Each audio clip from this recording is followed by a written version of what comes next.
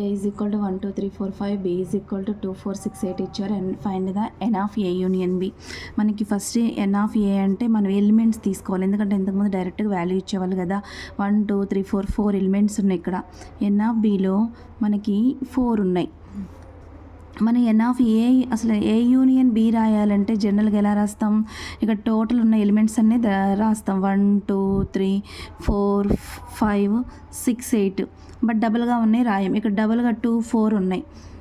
మరి n of A union B అంటే n of A plus n of B కదా, అంటే 9 రావాలి. బట్ ఇక్కడ ఎలిమెంట్స్ ఎన్ని ఉన్నాయి, ఓన్లీ 7 ఉన్నాయి. n of A union B is equal to 7 elements. It contains 7 element, not 9, ఎందుకంటే డబుల్ వచ్చినాయి కదా మనకి ఇక్కడ. 5 + 4 ఏమవుతుంది, 9 అవుతుంది. కానీ మనకి ఎన్ని ఎలిమెంట్స్ ఉన్నాయి, 1 2 3 4 5 6 7 ఉన్నాయి. 7 ఎందుకంటే డబుల్ వచ్చినాయి కాబట్టి.